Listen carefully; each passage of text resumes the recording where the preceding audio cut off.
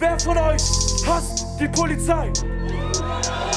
Ihr kennt das bestimmt. Die meisten Rapper hassen die Polizei. Wieso ist das so krass geworden? Einmal Mittelfinger hoch für die Polizei! Berlin! Du gießt damit Öl ins Feuer. Also nicht nur Öl, du gießt damit Benzin ins Feuer. Die wollen einfach einen asozialen, abgefuckten Kanaken sehen. Drogen, Waffen, Nutten, Rotlicht. Fickt die Cops, Alter. Fickt die Bullen. Scheiß drauf. Fickt euch. Ja, zeig noch mal einen Song. Warte.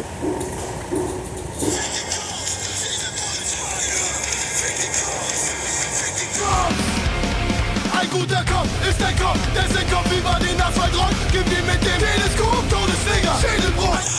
So hier die Textzeile, ne? Ein Cop ist ein guter Cop, wenn der Kopf über den Asphalt rollt. Ist das jetzt Provokation, wenn man Musik verkaufen will? Oder ist das wirklich ernst gemeint? Der Rapper, der das Lied geschrieben hat, heißt Tamash, kommt aus Berlin-Wedding. ACAB. Einem Viertel, aus dem man öfter mal hört, dass dort Polizisten beschimpft werden. Und da ist er, Tamash, 35 Jahre alt.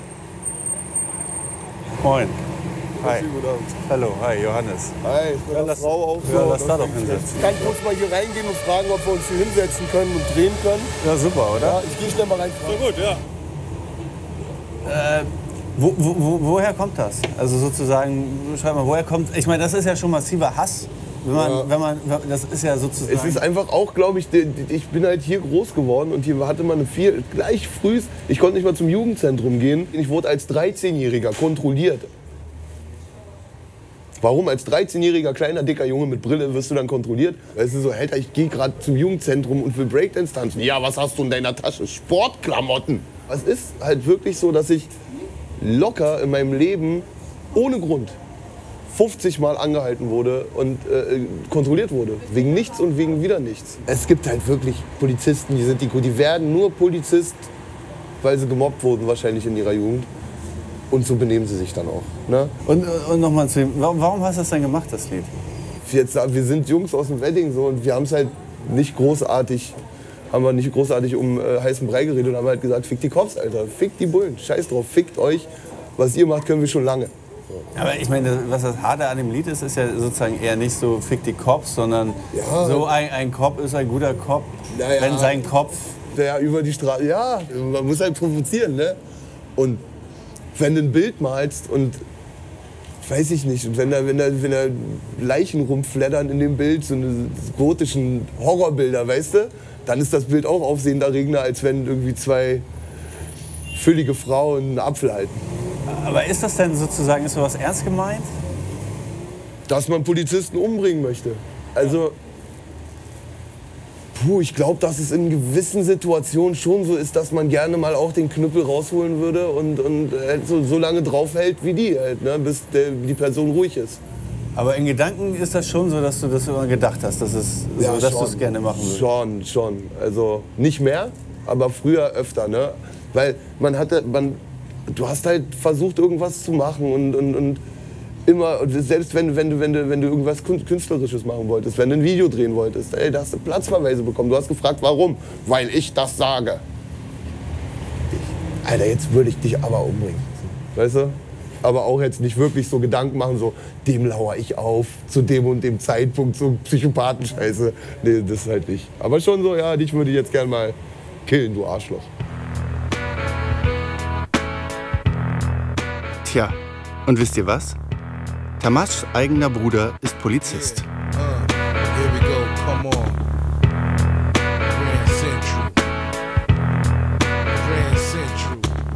Ja, mein Bruder war mega wütend auf mich. Der findet das natürlich auch nicht gut. Der will auch, dass ich mich halt informiere und so. Ist halt auch mein größerer Bruder und ich liebe den auch voll und so.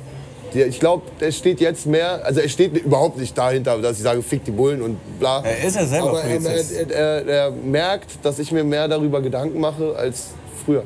So. Der Song ist eben ein Hasslied gegen die Polizei als Retourkutsche. Ein künstlerisches Auf die Fresse, weil man jahrelang kassiert hat. Und zu Rap gehört nun mal Übertreibung, meint Tamash. Aber eins kann auch er mir nicht erklären. Ist der ganze Hass gegen die Polizei jetzt ernst Oder gehört das einfach zur Kunst und Punkt, aus, Ende? Rap ist einfach riesengroß geworden. Und es ist einfach komplett normal geworden, diese ganzen Dinger hier, Fick die Polizei, Fick die Cops, ACAB, die 1, die 2, die 1 zu der 3. Alle rappen nur noch darüber und man nimmt es gar nicht mehr so wahr.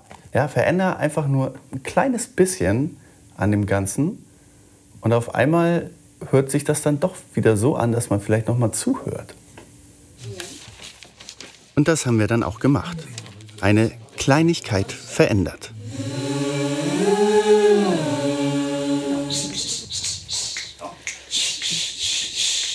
Fick die Cops, fick die Cops, fick die Cops, die sind Bullenschweine. Fick die Cops, fick die Cops, fick die Cops, fick die Cops, fick die Cops, die sind Bullenschweine.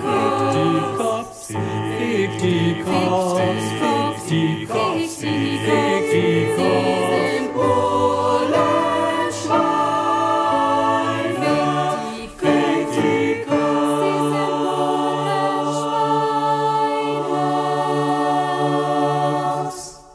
Die Jugend ist heute so brav wie ewig nicht. Ne? Die Jugendkriminalität geht runter, Bams, ist wirklich niedrig, kann man sich Statistiken angucken, Kurven gehen alle runter. Und trotzdem ist in den Charts, in der Rapmusik, Gangster, Kriminalität, Polizistenhass. Das ist irgendwie unlogisch. Und die beliebtesten Rapper präsentieren sich so. Ja, Mann, wir sind Trolls. In Hamburg, in Recklinghausen, überall dieselbe motherfucking Scheiße, Baby. Ja, Mann! Die 187 Straßenbande. In ihren Videos zeigen sie sich gern als Gangster und erreichen damit mehr Menschen über soziale Netzwerke als irgendwer sonst in Deutschland. Und sie haben auch einen Lieblingsfeind: die Polizei. Was machst du da? Das wissen wir ja nicht. Wer ist er? Das weiß sonst ja. Da die Hamburger und die Münchner Polizei nicht so konform ist mit Jizzes, haben die darauf bestanden, dass das Fuck Cops Tattoo von Jizzes abgeklebt wird. Da könnt ihr das sehen. Das ist ein Anschlag gegen den Staat. Das ist NWA-Style. Fuck the police! Die Straßenbande will kein Interview geben, was okay ist. Mich interessieren eh mehr die Fans. Nehmen die das alles 1:1 total ernst? Also ich feiere es, weil ich auch genauso bin. Ich habe eine ähnliche Einstellung, würde ich jetzt mal so sagen. Warum? Weil es halt auch genauso mein Lifestyle ist. Also bei mir ist es zumindest so, dass ich halt mit der Musik fühle und ich fühle halt auch mit der Straßenbande. Also das ist halt wie eine Familie quasi. Man nimmt die gleiche Meinung an wie die. Weil die Polizei sich auch stark gegen uns positioniert, würde ich mal behaupten. Ne? Das sind so zwei Fronten, die aufeinandertreffen. Wie meinst du das? Inwiefern positionieren die sich gegen euch so? Was? Ja, keine Ahnung, die wollen halt, dass wir die Gesetze einhalten und das tun wir nicht. Das ist ja ganz normal. Wenn man was Illegales macht, hat man Stress mit der Polizei. Tja, und was macht die Polizei? Die dreht jetzt auch Videos im Hip-Hop-Stil. Schnitt, Slow-Mo, alles wie bei Gangster-Rappern. Inklusive Waffenporno. Meine Pistole, meine P6. Ansonsten habe ich auch noch ein Distanz-Elektro-Impulsgerät, Marke Taser. Den hast du vielleicht schon mal gehört. Und das macht schon Eindruck, wenn das so vor sich hin knistert. Und ich denke mal, dass man da die eine oder andere Situation auch schon mit im Keim erstickt. Aber ob so eine Werbung wirklich funktioniert? Also man kann die Polizei ja aus ganz vielen Gründen echt doof finden. So, weil es Rassismus in der Polizei gibt, es gibt dann Chorgeist, es gibt Racial Profiling, das gibt es alles. Und trotzdem, wenn man das immer so brüllt und das so scheiße findet, muss man noch mal sagen, man findet es vielleicht auch gar nicht schlecht, dass es die Polizei gibt. Es ist vielleicht auch gar nicht schlecht, dass es Polizisten gibt, die mal eine Vergewaltigung aufklären, die einen Brandanschlag aufklären. Auch den Polizisten, der, wenn es irgendwo einen Verkehrsunfall gibt, der den aufnimmt. Das ist ja ganz gut, dass es das gibt. Ihr Scheißbullen, fahrt ruhig weiter euren Rinder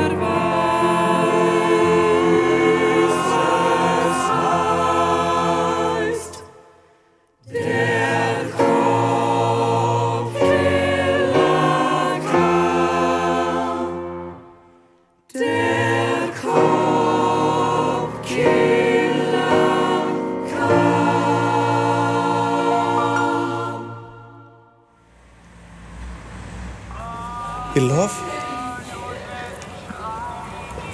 Ah, moin. Ja, genau, richtig, genau. Wir haben jetzt einen Parkplatz gefunden. Super, bis gleich. Danke.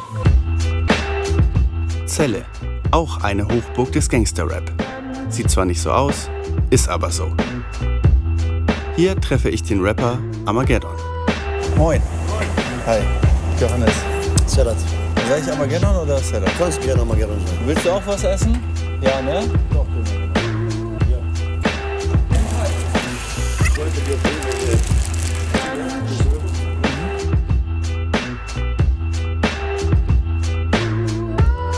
Auch er inszeniert sich gern als Gangster. Etwa hier. Was kam? GTA Sunzelle, Bitch. 24 Karat Handschelle sitzt. Ich überfalle die Bank und nehme die Tankstelle mit. Herr Officer, vergesse meinen Zahnstocher nicht. Dann ist zum Beispiel auch mal vorgekommen, dass ich da mit ein paar Freunden im Dorf, Umgebung von Celle stand. Das waren alles blonde Jungs, Russen, Polen, Deutsche. Und ich der einzige Schwarzkopf. Und wir haben alle Fahrräder dabei gehabt. Und dann ist ein Polizeiauto angehalten. Und ist hier direkt auf mich zugekommen. Und hat mich am Arm gepackt, so gezogen, ist dein Fahrrad geklaut. So. Und dann dachte ich mir, warum soll mein Fahrrad geklaut sein? Nur weil ich jetzt schwarze Haare habe? Was ist das denn für eine Logik? War es mehr so eine einmalige Sache oder ist das häufiger passiert, sowas? In meinem Fall ist es häufiger passiert. Celle ist eine Kleinstadt, ja? Und die Polizisten fahren ja gerne mal Streife. Und da haben diese Menschen, glaube ich, nichts Besseres zu tun, als irgendwie kleine Kinder zu jagen. Fick drauf, meine Karre sieht wie ein Schiff aus, ich gebe Kickdown. Der Bulle ballert aus deinem Mannschaftswagen. Aber meine AK redet eine andere Sprache. Und ich habe tatsächlich erstmal meine Texte angefangen, so Antikrieg, dies, das und hin und her. Und dann habe ich gemerkt, die Menschen wollen das gar nicht hören. Die wollen einfach einen asozialen, abgefuckten Kanaken sehen. So, einfach so. Drogen, Waffen, Nutten, Rotlicht, was weiß ich was. Das ist einfach deren... Ich weiß nicht, wer diesen Menschen... Das verkauft sich besser. Genau, das verkauft sich besser. Aber warum? Weil das System die Menschen das so trainiert, dass sie böse werden im Kopf. Ja? Das wird so dargestellt, als wäre das cool. Was ist daran cool, wenn du einen Menschen zwingst, sich zu verkaufen? Was ist daran cool, wenn du Leute vergiftest? Was ist daran cool? Gar nichts, oder? Das ist nicht cool. Man muss so bedenken. Der Drogengangster ist also wohl nur eine Kunstfigur. Nur leider glaubt die Polizei das nicht. Grund dafür ist dieses Video von Armageddon, in dem er einen Marihuana-Dealer mimt. Tu mir den Gefallen, lass die Finger von dem scheiß Koks. Zieh am Gel. Nimm dir Blättchen und Taste, drehen rein wie ein Freistoß. Zieh am Gel. Ich habe angenommen, dass man in Deutschland eine künstlerische Freiheit hat. Ja? Und so wie es auch dazu gehört, zu Gangster-Rap-Image, ja, haben wir auch irgendwelche Drogen in Videos gezeigt oder Waffen, die halt noch nicht mal echt waren. Ja?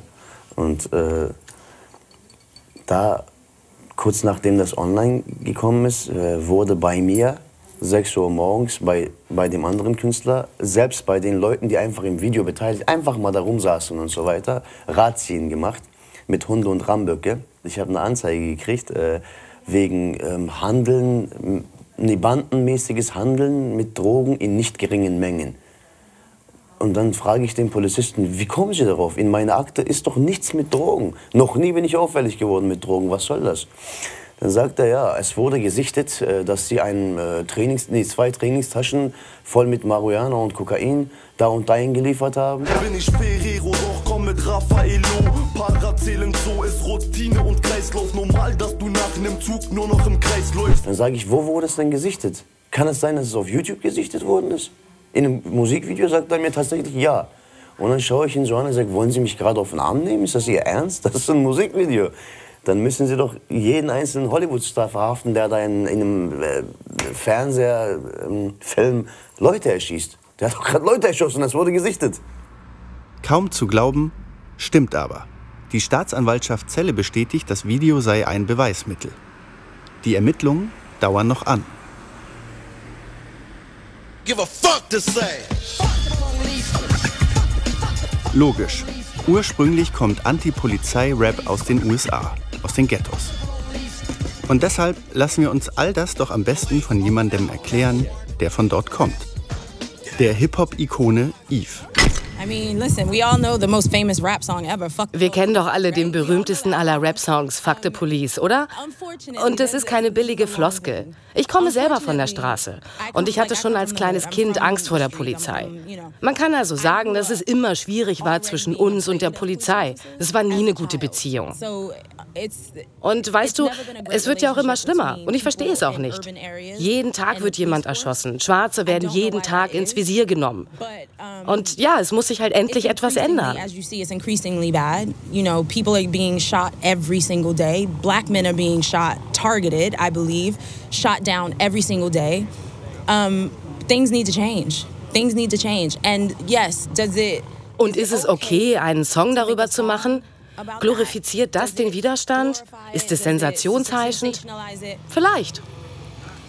Aber gleichzeitig musst du als Künstler ausdrücken, was in deiner Community passiert. Wir müssen darüber sprechen. Und es geht um das System, weil die Menschen fühlen, dass im System was falsch läuft. Es geht nicht um einzelne Polizisten, denn wir haben trotz der vielen schlimmen Dinge auch großartige Polizisten. It's not against that personal police officer, because as bad as things have been, we have now seen that there are amazing police officers as well. Zurück zum Fick die Cops-Rapper Tamash. Und zu diesen beiden, 2 Polizisten. Sie wollen mit Tamash diskutieren, über Rap-Texte, darüber, dass es ein bisschen zu normal geworden ist, ACAB zu brüllen und die Polizei scheiße zu finden. Ein Rapper trifft 2 Cops. Guten Tag, die Herren. Servus. Na? Hi, Tamash. Felix, hi. Servus. Hi. Hi. So, und jetzt quatschen wir, was ich für Assi bin. Und so ungefähr, ja. Na Jungs, was wollt ihr? Nee. Achso, jetzt kommt das Lied.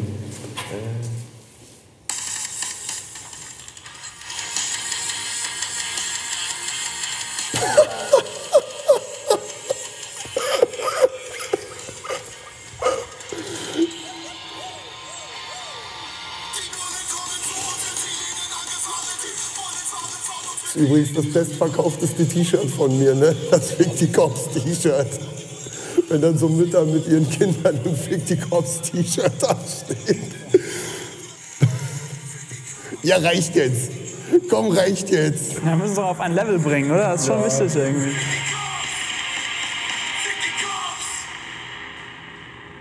Keine Ahnung. Vielleicht kannst du das mal einfach erklären, weil ich kenne ja die andere Seite, ne? Ja. Ich verstehe auch, dass man irgendwie für all das, was man so kassiert hat, auch irgendwie ein Ventil sucht. Ja. Aber was teilweise Angriffe auf Polizeibeamte als Heldentat gefeiert werden, weil am Ende sind das Menschen so wie du und natürlich, ich. In meinem Fall, ich bin tatsächlich Polizist. Und ich gehe auch nach Hause irgendwie und meine Freundin ist froh, wenn sie abends wieder auf dem Sofa neben mir sitzen kann. Und so bei der einen oder anderen Szene aus dem Musikvideo zum Beispiel möchte ich mal bezweifeln, ob die noch am Abend nach Hause gekommen sind oder erst einen Tag später. Ne? Das kann ich verstehen. Das stimmt schon, aber das ist, ich weiß nicht, das ist halt auch so Berufsrisiko. Weißt du, wenn du Fleischer bist, kannst du auch die Hand abhacken. Vielleicht ist da auch ein gewisser Neid, weil ihr halt mehr durchgreifen könnt und ihr dürft mehr machen in dieser Uniform als der Mensch selber. Und das ist dann auch ein gewisser Neidpunkt, wenn man das psychologisch sieht. Ja, der kann mehr machen und ich als Normalo kann das nicht machen. So, das sind so ein paar Kiddies, die suchen einfach Stress. Total. So. Und die sitzen zu Hause, bevor sie da losgehen, am Abend vorher hypen die schon, dass morgen das große Ding abgeht. Und die sitzen zu Hause und springen wie die kleinen Kinder auf dem Sofa und hören deine Musik. Ja. Und schreien die ganze Zeit, fick die Cops, die machen sich da richtig heiß. Ja. Du gießt damit Öl ins Feuer. Also nicht nur Öl, du gießt damit Benzin ins Feuer. Das liegt nicht an der Musik, das ist halt dann wieder von Hörer zu... Das ist ein Verstärker. Weißt du, das ist so, die Tonsteine Scherben können sie auch hören. Ist halt eigentlich einfach nur richtig krass, provozieren. Weißt du, genauso wie wenn du den nackten Mann machst bei dem ersten Date. So, weißt du? So. Und mir ist das dann auch erst richtig bewusst geworden, als das Video online war und dann so meine Mutter irgendwie ein halbes Jahr nicht mit mir geredet hat und ich ihr einfach sage so, ey, boah, Alter, das ist einfach nur ein Song. Ja, aber was du da sagst, ist asozial. Und ich meine, nee, im Endeffekt ist es nicht asozial. Es ist einfach nur Frust ablassen und... Ja. ACAB und Bullenschweine und Bullen allgemein, also das ist halt alles so, das ist so normal geworden, ne? Ist so vollkommen okay, Ja, weil es halt auch verkauft wird. Ne? Also ja, genau. Also ich kann T-Shirts kaufen. Im letzten Sportcheck-Katalog gibt es eine Marke und da ist ein T-Shirt, wo so ein Kind gegen Streifenwagen pinkelt. Ne? Also es verkauft sich so. Ja, natürlich. Du lachst da jetzt drüber, so kann ich verstehen. Ich weiß, das ist halt, man wird halt komplett diffamiert. Ne? Du sagst, es ist salonfähig geworden. Genau. Du bist cool, wenn du Polizisten nicht magst. Genau. Ja. Aber wenn wir gerade sagen, so Menschen wie wir sind bei der Polizei und du sagst so total aus der Pistole geschossen, das ist aber die Ausnahme, dann ist das erschreckend. Ja. Weil Fakt ist, das ist nicht so. Das ist krass, also so, das ist halt, ich bin echt, also so von meinen Erfahrungswerten her ist es einfach immer so gewesen, dass ich dachte so, okay, es gibt halt nicht viele. So, aber jetzt habe ich euch beiden, also mit denen, man redet halt nicht immer so offen mit Polizisten, so wie mit euch. Also ich glaube, dass ihr beiden schon objektiv handelt, so dass ihr da nicht so mit dem Herz, sondern mit dem Kopf handelt, so wie es eigentlich auch sein muss. Ne? Das heißt, unsere Köpfe sollten jetzt in dem speziellen Fall nicht über irgendein Pflaster rollen, oder? Nein. Ihr seid korrekt. Ihr seid korrekt, beide. Aber mega cool. Soll schon schief gehen, ne? Okay, was heißt das jetzt? Polizistenhass kommt aus so einem Ungerechtigkeitsgefühl, das man mal zurückhauen will. Und gleichzeitig verkauft es sich eben auch noch wahnsinnig gut. Mach dich ab, du Spast. Fick die Polizei. Fick den Kommissar. Fick den Kommissar. Fick den Kommissar. Ja, ja. Fick auf die Bullen.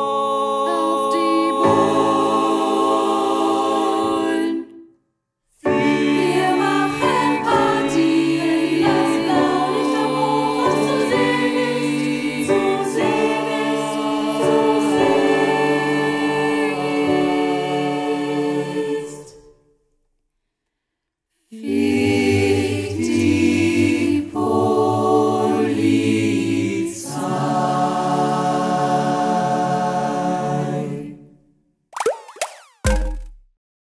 Vielleicht hört ihr selber gerne Rapmusik. Findet ihr die Texte gut? Findet ihr die übertrieben? Wird zu hart umgegangen mit der Polizei? Ist Gangster-Rap eine Kunstform, die übertreiben muss und deswegen sollte man das gar nicht so ernst nehmen? Schreibt das gerne in die Kommentare. Abonniert auch unseren Kanal, Steuerung F. Und wir haben auch noch ein anderes Video mit noch mehr Liedern vom Chor. Ist wirklich schön geworden, solltet ihr euch unbedingt angucken. Und es gibt auch eine von mir sehr liebevoll erstellte Liste mit sehr, sehr vielen Rap-Songs zum Thema Polizeihass. Kann man sich das alles stundenlang anhören. Fängt bei NWA an und hört bei Vega auf und ist von 1980 bis 2018 viel dabei. Also sehr viel musikalische Späterziehung.